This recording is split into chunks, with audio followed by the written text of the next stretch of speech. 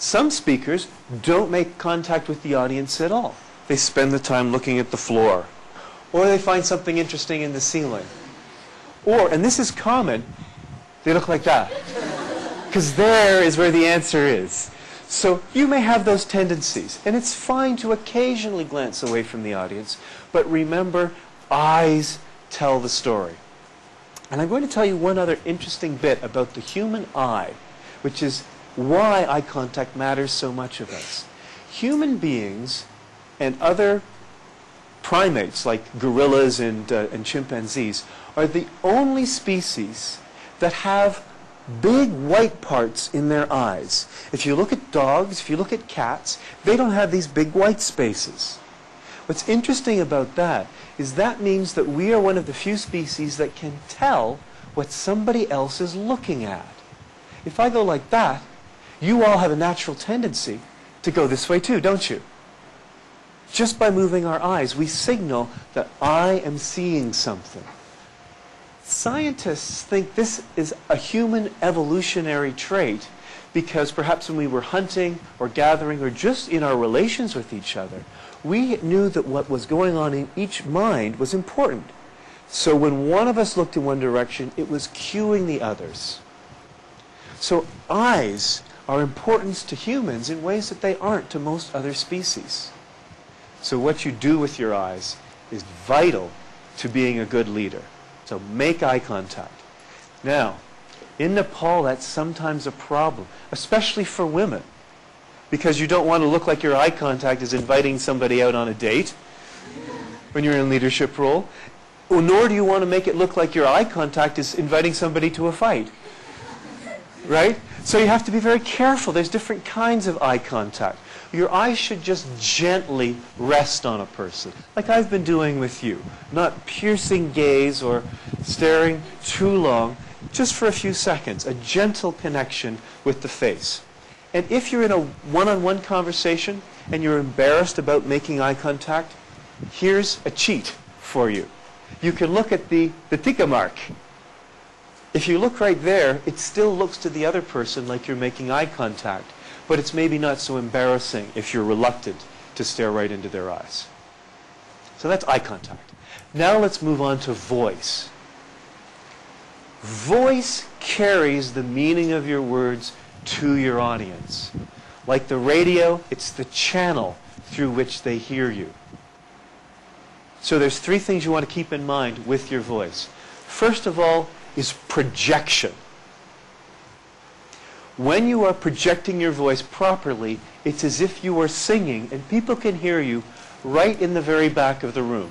I'm assuming you can hear me fine in the back of the room, right? Despite the noisy fan and the fact that there's some echo in the room. Projecting your voice means you push the air from your stomach as if you were singing out. And it's like, it comes out like a trumpet or a saxophone, some musical instrument. You have to push it out so that it travels far. Failing to project leads to a couple of things, and I'll demonstrate those.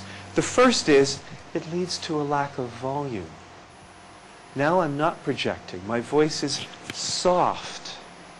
And without that projection, you probably aren't hearing me at all in the back of the room.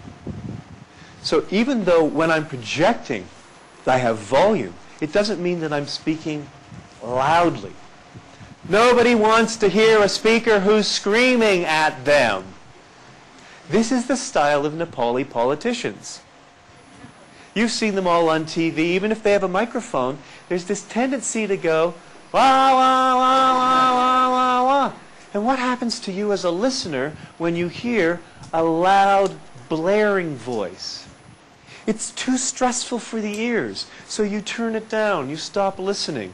I'm sure most of you are still living at home. When your mother or your father goes, I told you so many times you must, you just turn the volume down and you stop listening.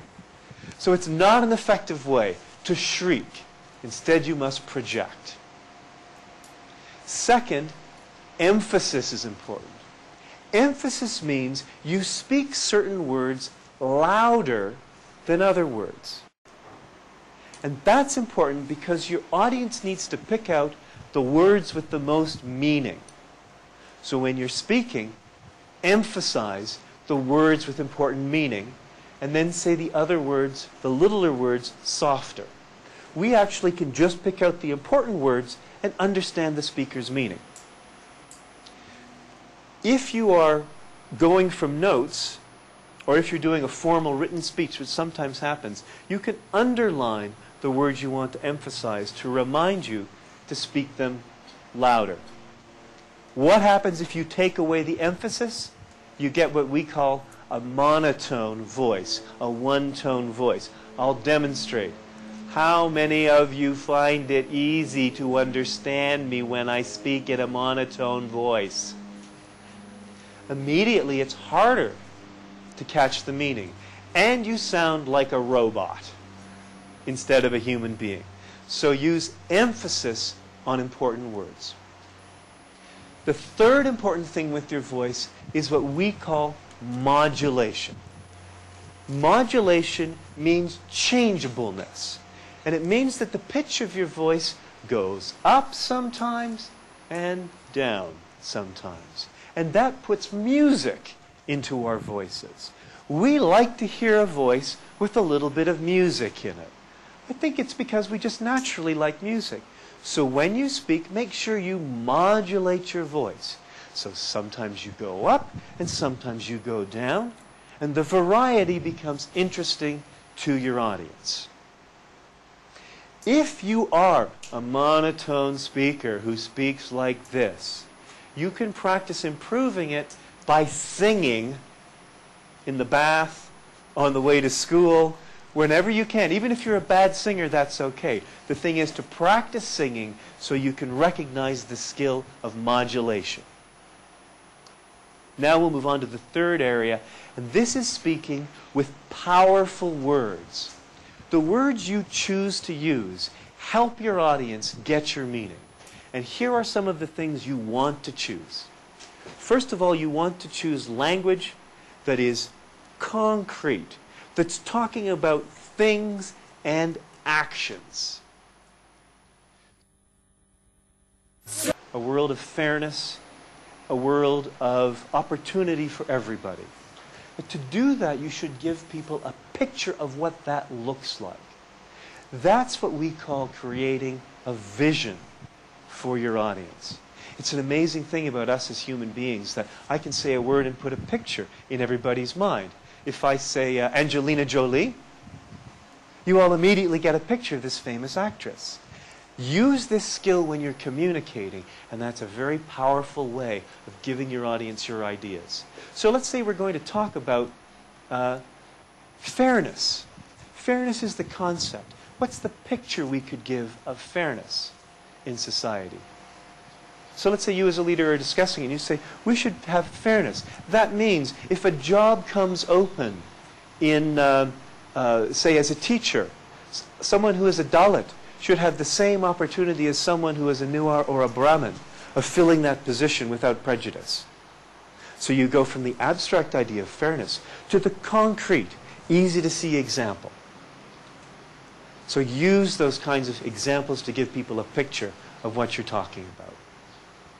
Also, as a leader, you can convey your information with facts and numbers.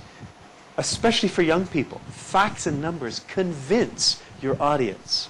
They may not respect you for being young, but if you say, according to the statistics by the Nepal government, the percentage of children in villages who go to school is only 56%. There's much work we can do to improve that. Using those numbers increases the respect your audience will give you. So use numbers as part of your powerful words. Finally, to sum up, I'd like to say that one of the most important things you as a speaker can keep in mind is you want your audience to be with you at all times. And the way to do that is to enjoy yourself. Look at every opportunity to speak to a group as an opportunity to improve your skill training and to share yourself, not just your speech, with your audience. When you can have a positive attitude of enjoying yourself and liking the experience, your whole audience feels that enjoyment, and then